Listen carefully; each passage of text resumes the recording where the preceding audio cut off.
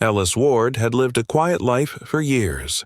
A modest cottage on the edge of Pinefield, a town where time moved a little slower and everyone knew your name, if not your story. He was 78 now, with soft white hair, calloused hands, and eyes that seemed permanently shadowed by something unspoken. Every morning he followed the same routine: coffee at 6, walk at 7, library at 10. It wasn't the books that drew him there anymore. It was the silence. The kind of silence that didn't ask questions. That didn't remind him of the one mistake he could never undo. 50 years ago, he had made a choice, one that haunted every corner of his memory. Her name was Maeve. Her laughter had once filled his lungs with breath. Her letters were tucked away in a box he hadn't opened in decades. And her last words to him, well, he never heard them. He left before she could say them. That decision carved a quiet hole in his life, and no matter how many years passed, it never closed. Ellis had never married. People assumed he was just one of those men content to be alone. But solitude was never his choice. It was his punishment. That morning, like all others, he gathered a few old books to donate to the library. Titles he'd read dozens of times but no longer had the heart to revisit. As he tied them into a neat bundle with string, one book fell to the floor. A faded hardcover with frayed edges and gold lettering. Winds of Change. Without thinking, he added it to the pile. When he handed the books to Martha, the sweet gray-haired volunteer behind the library counter, she smiled warmly. "Thank you, Ellis. You always bring the best treasures." He nodded politely, but there was a flicker of hesitation. Something about that book. Days passed. Then, on a particularly cloudy Thursday, Ellis returned to the library and, out of a strange urgency he couldn't explain, walked straight to the donated and available shelf in the back. And there it was. Winds of Change, already processed, labeled, and waiting for a new reader. He reached out to take it, something tugging at his chest like an old string being pulled taut. As he opened the book gently, something slipped from between the pages and fluttered to the ground. A photograph. Ellis froze. He bent slowly, knees aching, and picked it up. It was her, Maeve. Taken in the summer of 1973. She was sitting on the hood of a powder-blue Chevy, barefoot, smiling like the sun couldn't outshine her. Her hair was loose, the wind catching the ends. Behind her, a wide field of wildflowers blurred into the horizon. He turned the photo over with trembling hands. There was writing. "Ellis, if you ever come back, I'll be here. I've forgiven you. I always knew you'd do what you had to. But I've never stopped hoping.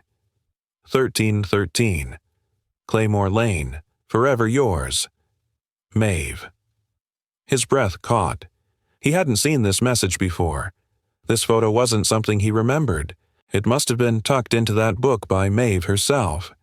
Maybe returned to him long ago, in a box he never opened, or maybe slipped inside by a friend. He didn't know. All he knew was she had forgiven him.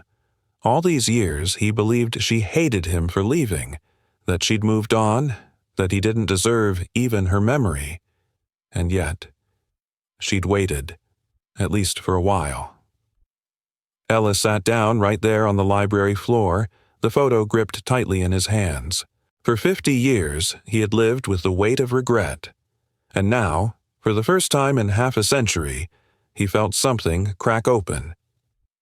Hope. The next morning, Ellis Ward woke before the sun. He didn't make coffee. He didn't lace his walking shoes. Instead, he sat at the edge of his bed, clutching the photograph like it was a compass guiding him back through time. 1313. Claymore Lane. He hadn't spoken that address aloud in decades. He hadn't dared to think about it.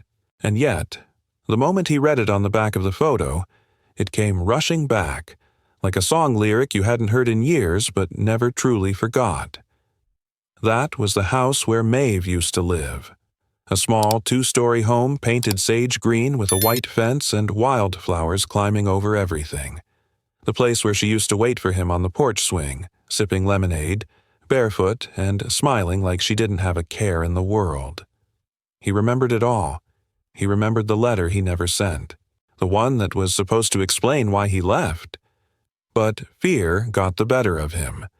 He told himself she'd be better off without him, that he had nothing to offer, that he was sparing her the pain of loving someone who didn't know how to stay. But he never stopped loving her. That was the truth he never dared to face. Now, with the photo in hand, Ellis stood up, his knees cracking, heart pounding in a way it hadn't in years.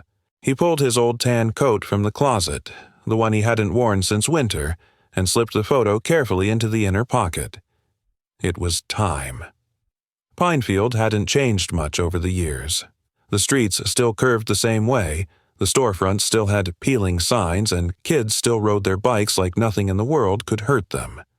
Claymore Lane sat on the edge of town, quiet and lined with trees that had grown fuller and older just like everything else. Ellis hadn't been down this road in over 40 years. As he walked, his eyes scanned the numbers until, there it was, 1313. But something was different. The fence was gone. The house had been repainted a dull beige. The wildflowers were replaced with gravel and trimmed hedges. A for sale sign leaned crookedly in the front yard, the kind with faded ink from too many months in the sun. His heart dropped. Was she gone? He stood there frozen, staring at the windows. Was she behind one of them now?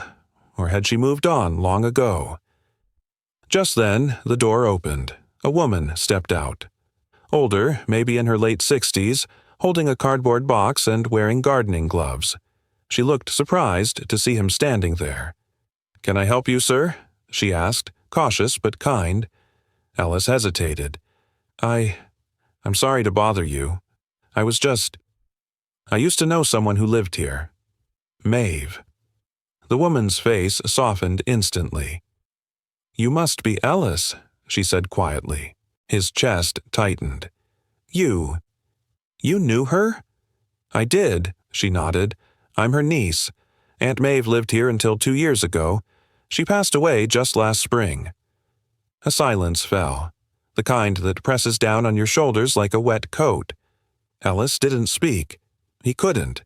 He just stood there, the photo burning in his pocket like a secret too late to tell. The woman looked at him with something gentle in her eyes. "She talked about you, you know," she said.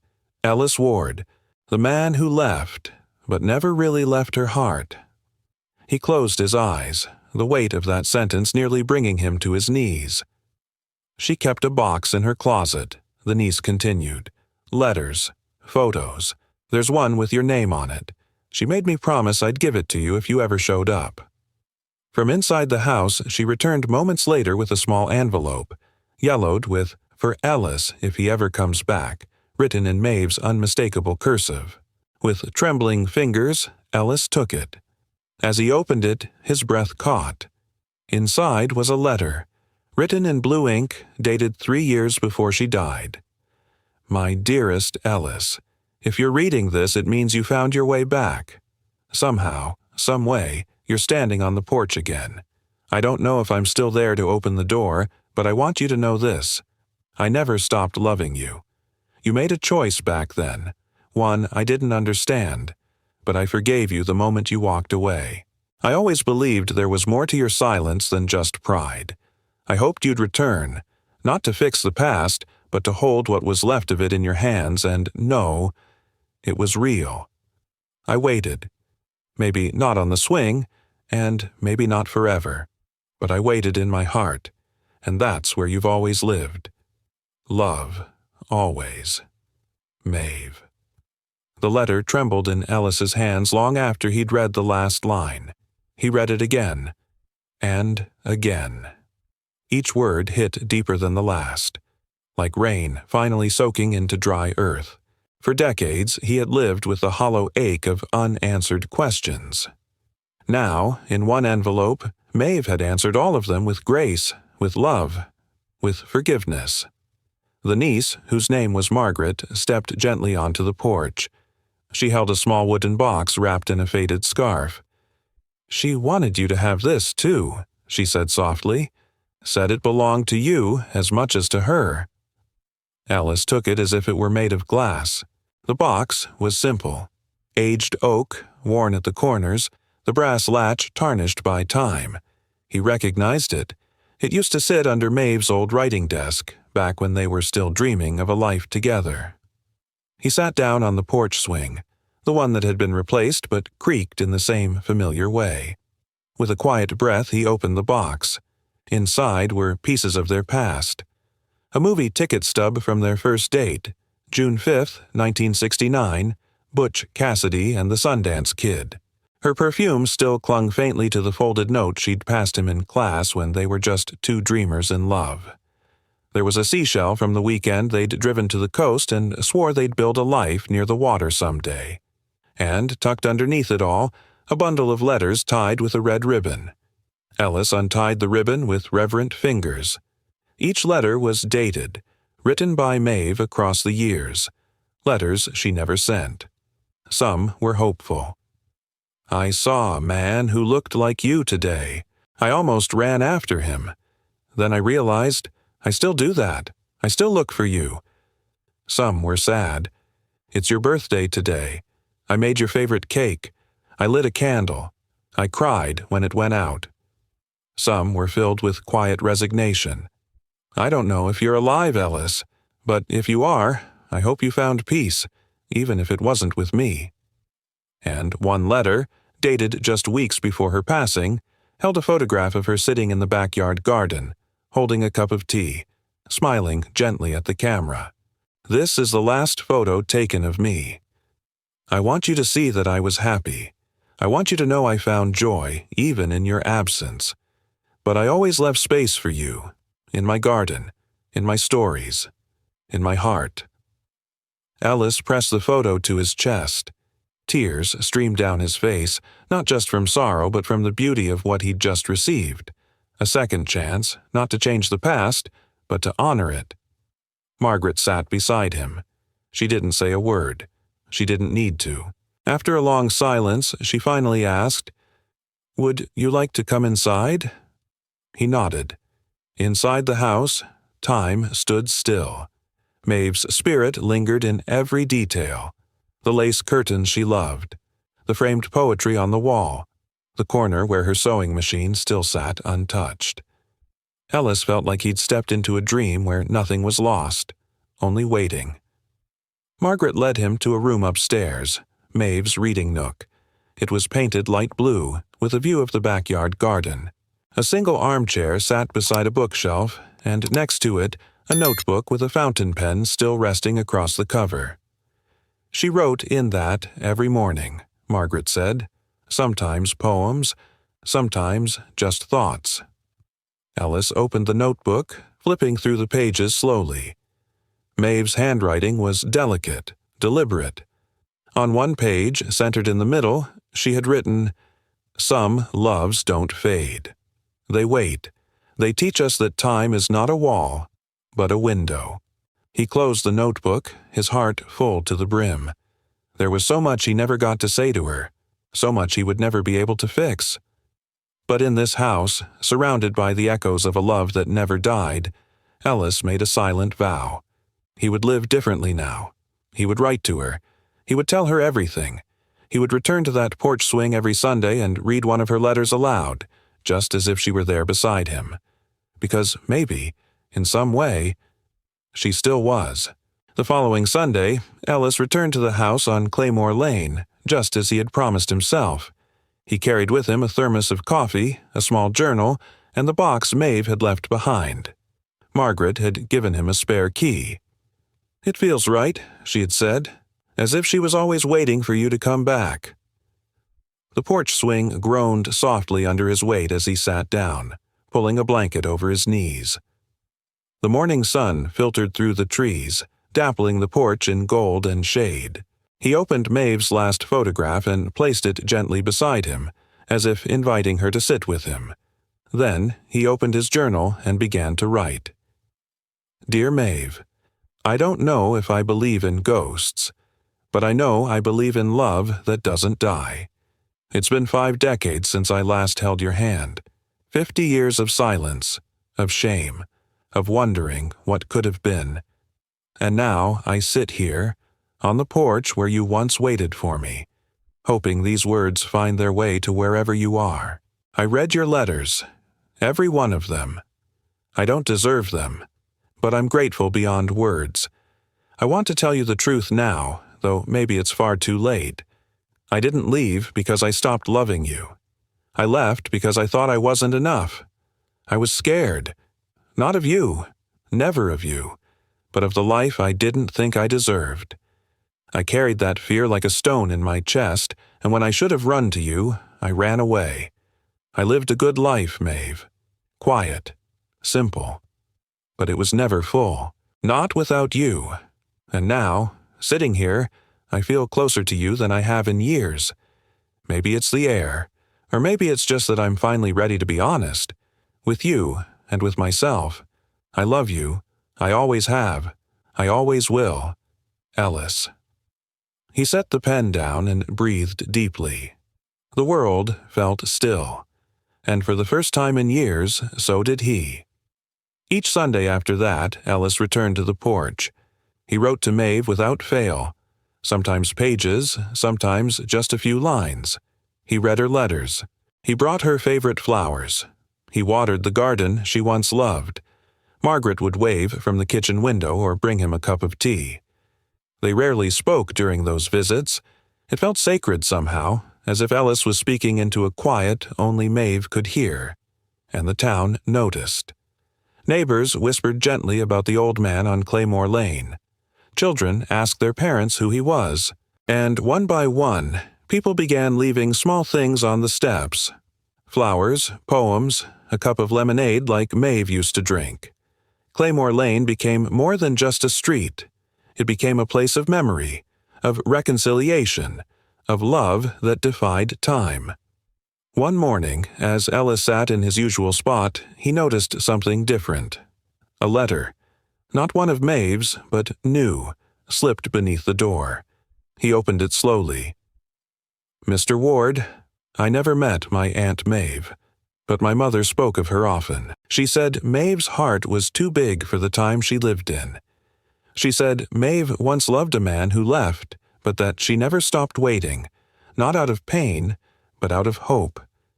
You must be that man. I wanted to thank you for showing us that love doesn't vanish, that it grows, even in silence. My daughter asked me today if she could write a letter to someone she misses. I told her yes, and I showed her your garden. Please keep writing. A friend. Ellis folded the letter and placed it inside the box, right beside Maeve's. He smiled. Love had returned to Claymore Lane, not in the way he once dreamed, but in a way more profound than he ever imagined.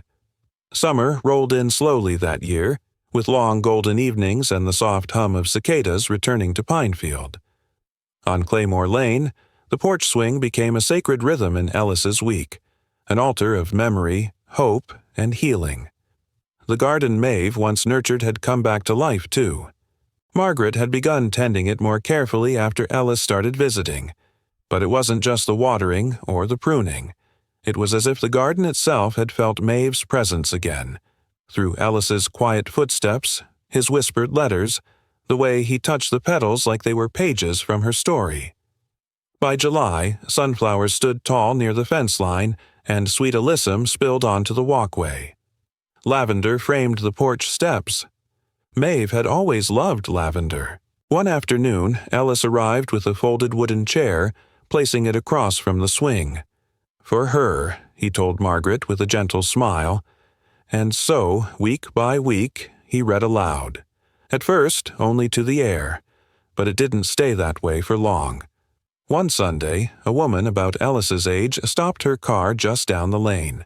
She stepped out holding a bouquet of daffodils and walked toward the porch. "Excuse me," she said softly. "I heard about what you do here. I lost my husband last spring. We used to sit on a bench like this and talk for hours. May I just sit and listen?" Ellis nodded.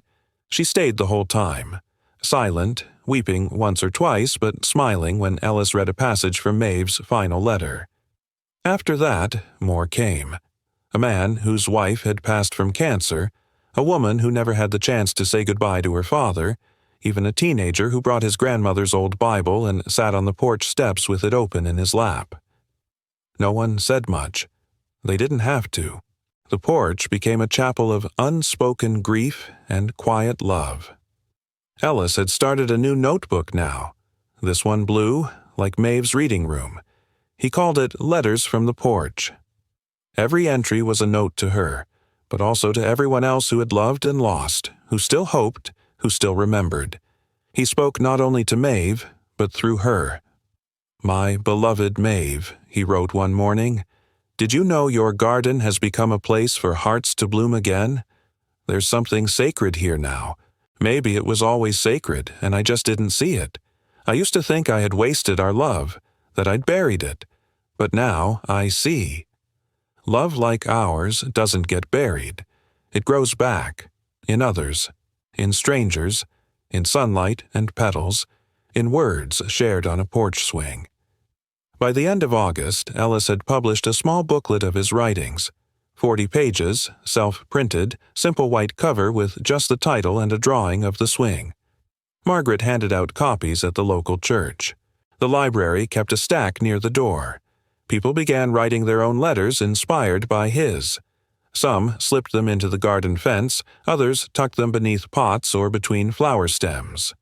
One note simply read, "You reminded me that it's not too late to remember with love. Thank you." And still, Ellis returned each Sunday. He had begun to smile more now, his walk lighter, his voice steadier. Maeve hadn't just forgiven him, she had healed him, even in absence, and through her he was helping others find the same peace. It was the first Sunday of September when Ellis noticed someone new sitting at the edge of the porch garden. She was young, maybe in her early 30s, with dark auburn hair and a denim jacket that looked well-traveled. A leather-bound journal rested on her lap, and her fingers traced the edge of the cover as if unsure whether to open it. Ellis offered her a gentle smile from the porch swing. "You're welcome to come closer," he said softly. She hesitated, then rose and took the seat across from him, the one he always set out for Maeve. "I wasn't sure if I should," she said. Her voice was soft, laced with nerves. "I didn't want to intrude." "You're not," Ellis replied. "This place, it's for anyone who's carrying something they don't know where to put." She nodded, eyes misting slightly. "My name is Lila. I think Maeve was my grandmother." The words landed like thunder in Ellis's chest. He leaned forward slowly. "Maeve? Your grandmother?" Lila nodded again, her lips trembling. "My mom, her daughter, died when I was little. I grew up in a foster home. I didn't know much about my family, just fragments. But recently I started digging. I found her name, and then I found the letters." Ellis felt breathless. He reached into the inner pocket of his coat and pulled out the photo. Maeve on the hood of the Chevy, young and smiling like the whole world was open to her. Lila's hands flew to her mouth. "That's her. That's the face I saw in the letters. In the mirror, sometimes." Ellis couldn't speak. He handed her the photo gently, and she held it with trembling fingers. "I read about you," she said after a moment. "In the booklets. The letters you wrote. I recognized her words in your words." "She was everything," Ellis murmured, "even when I was too much of a fool to say it out loud." Lila opened her journal. Inside were pages of poetry, letters, drawings. One page held a quote, "Love never leaves. It just waits for us to return to it." "She wrote that, didn't she?" Lila asked. Ellis nodded slowly. "She did. She believed it, too." They sat in silence for a long moment, the sounds of the garden filling the space between them. Birds calling, the rustle of late summer leaves, the wind gently teasing the wind chimes near the porch light. Then Lila said, "Can I read her one of my letters?" Ellis smiled. She'd love that. And so Lila read, "Dear Grandma Maeve, I never knew you. Not really, but I think I've always felt you. In the quiet. In the way I pause before I say goodbye. In how I wait longer at sunsets. You left me words before I was ready to receive them. But now, I'm ready. Thank you for your love. For Ellis. For the garden. For the way you believed in second chances. You gave me something I never expected. A place to belong. Love, Lila." When she finished, Ellis reached for her hand. "She would have been so proud of you," he whispered. "You carry her kindness, her fire, and her forgiveness." Lila smiled through her tears. "Do you think she'd be okay with me coming back here? Sitting here sometimes? Maybe writing more?" Ellis squeezed her hand gently. "I think she was waiting for you just as much as she waited for me." From that day forward, Lila became part of the porch's soul. Sometimes she and Ellis sat in silence. Other times they shared memories, stories, poems. People continued to come and go. Strangers turned companions. Grief turned into grace. Claymore Lane, once a quiet street with a faded house, had become a living testament to love reborn through time. And through it all, Maeve was there. In every flower that bloomed. In every word spoken into the soft morning light. In every letter written to no one. And every one. By the time October arrived, the air on Claymore Lane had turned crisp and golden, with leaves falling in slow, thoughtful spirals.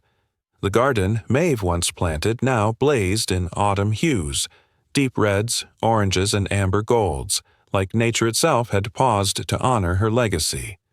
Ellis, now nearing his 79th birthday, had grown more spirited with each passing week. The porch was no longer a place of sorrow, but of gathering.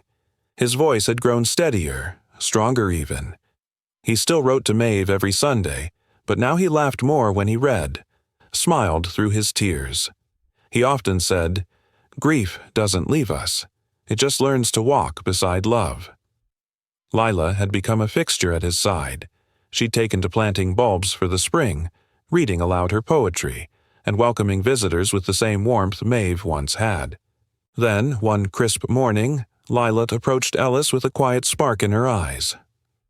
"I've met someone," she said softly. Ellis smiled before she could even finish the sentence. "Tell me everything." His name was Jonah. A local art teacher, gentle and thoughtful, who had visited the porch one day with a canvas under his arm and grief still fresh in his eyes. His father had passed recently. He and Lila had connected over words, then over shared silence, then over the way grief had reshaped them both. "It's like we speak the same language," Lila had said. Over the following weeks, Jonah returned every Sunday, not just for Lila, but for the garden, the letters, and Ellis. Ellis, who had once believed his story was near its end, suddenly found himself watching a new one bloom right in front of him. And then came the day. Jonah proposed in the garden, just beside the swing. A small note pinned to a bouquet of lavender.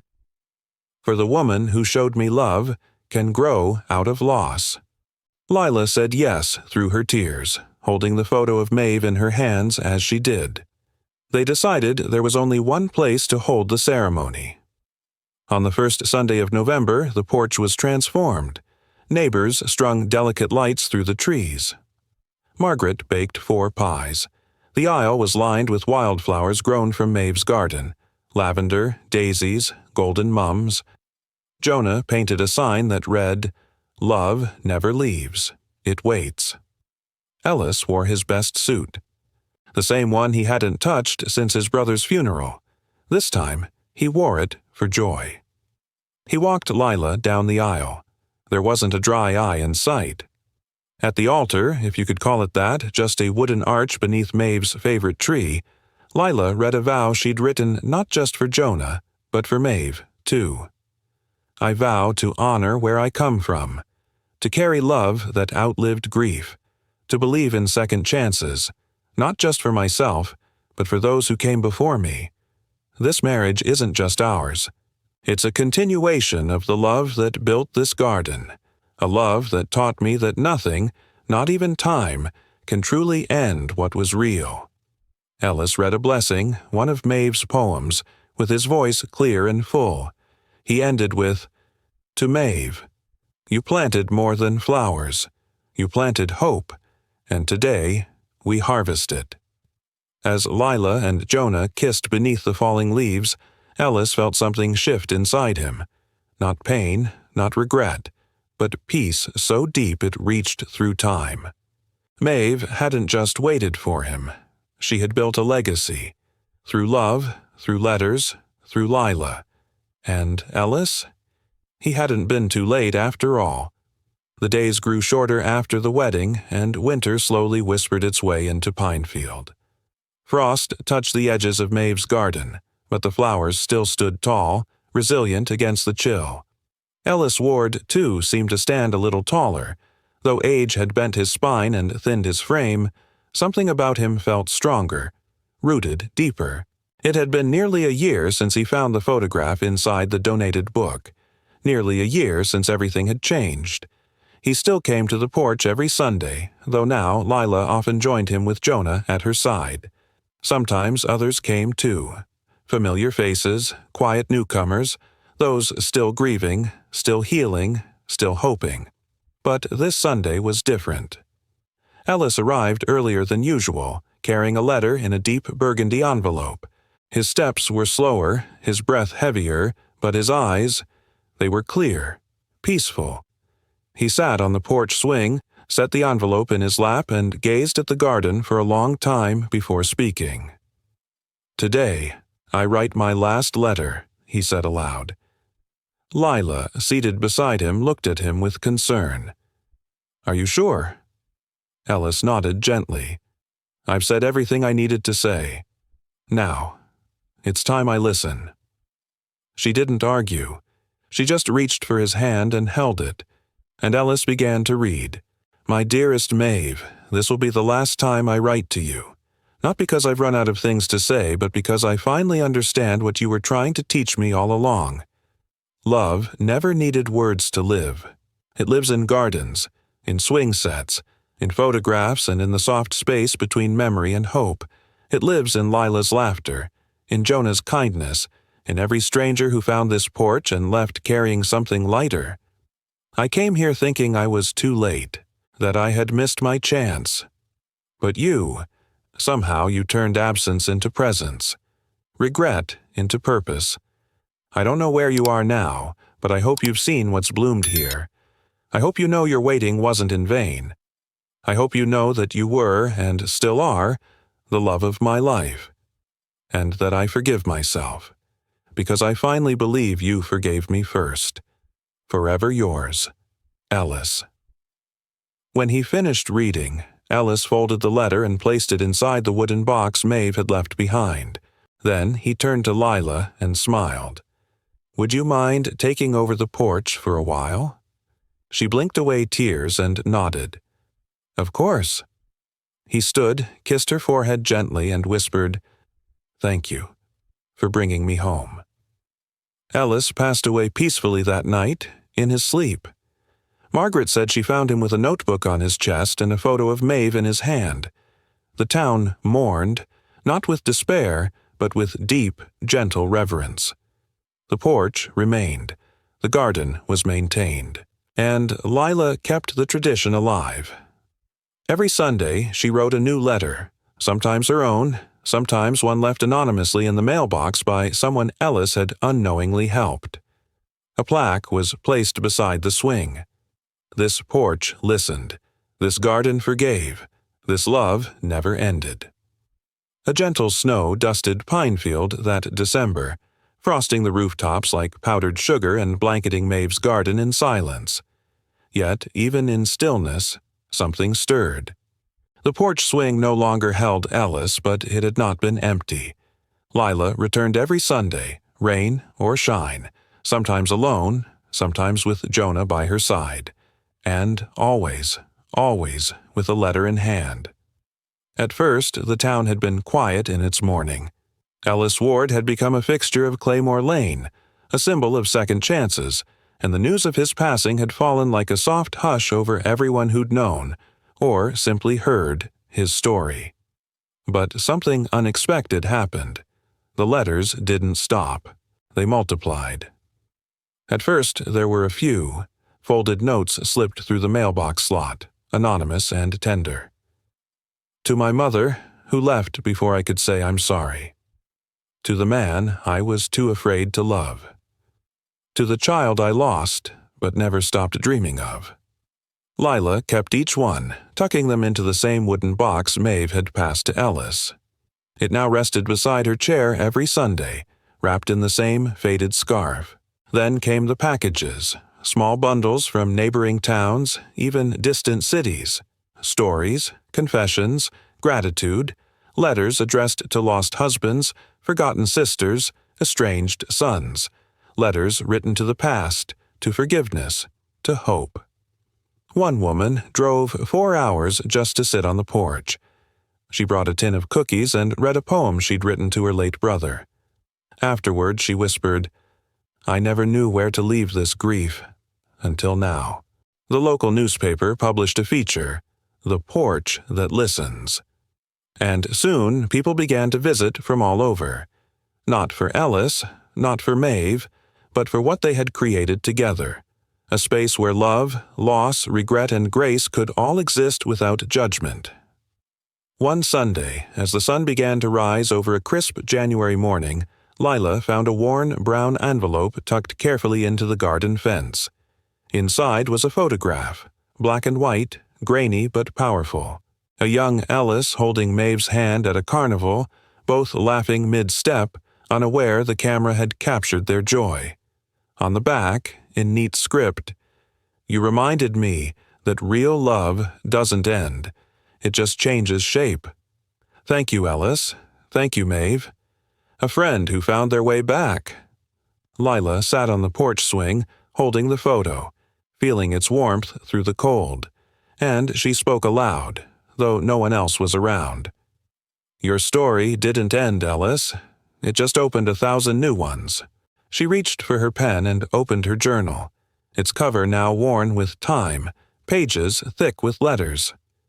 "Dear future heart, if you're reading this, maybe you're like Ellis once was, carrying something heavy, wondering if it's too late, afraid that love has passed you by.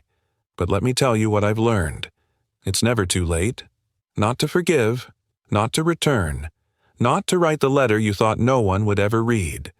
Because love waits, and this porch will always have room for one more story.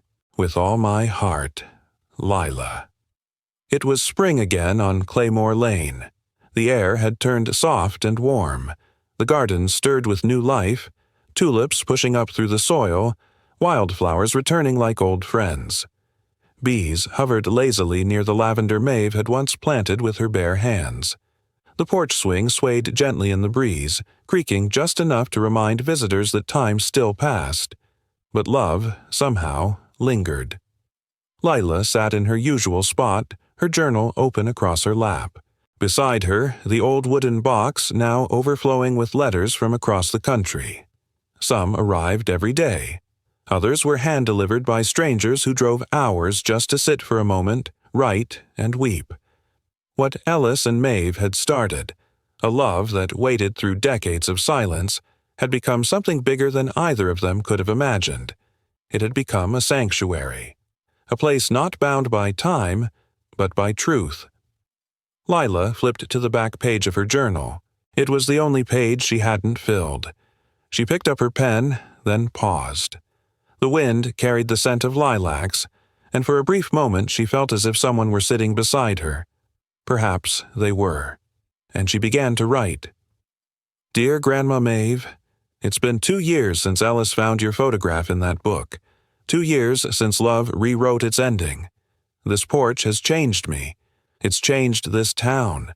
And I think it's changed the way people believe in each other. Ellis taught me that love doesn't have to be perfect. It just has to be real. You taught me that waiting is not weakness, but strength. I want you both to know, your story didn't end in heartbreak. It ended in purpose. Because of you, people who never met have held each other, forgiven each other, written the words they never thought they'd say out loud. And now, I think I understand what you meant when you wrote, "Some loves don't fade. They wait. They teach us that time is not a wall, but a window." Thank you for showing me how to open that window. Love, always, Lila. She closed the journal, tears brimming, but her smile steady. From the edge of the garden, a young couple approached with a folded letter. Behind them, an elderly man with a cane and a leather-bound notebook, and then a child, no older than 8, clutching a crayon drawing of his late grandmother. They all came to sit, to write, to remember. Lila stood, greeted them gently, and placed a new sign at the porch entrance. Forever starts late, a place for letters, for healing, and for the love that waited. Alice's chair remained on the porch. No one ever sat in it, but everyone understood why it was still there. Because some love stories don't need a happy ending, they just need a second chance. Could you find healing in someone else's story? Could you become part of a love that began long before you arrived? If this story touched your heart, take a moment to reflect. Have you ever carried a guilt or a goodbye too long? Is there someone you still want to write to, even if they'll never read the letter? Do you believe it's truly never too late to say what we feel? This wasn't just Alice and Maeve's story. It belongs to all of us. Because love doesn't keep time the way we do. And sometimes, forever starts late. If this story moved you, please, leave a comment below. Where are you watching from? And who would you write a letter to today? Like this video to help more people find stories that heal. Subscribe and turn on the bell so you don't miss our next emotional journey. Share this with someone who needs to hear. It's never too late to come home to love.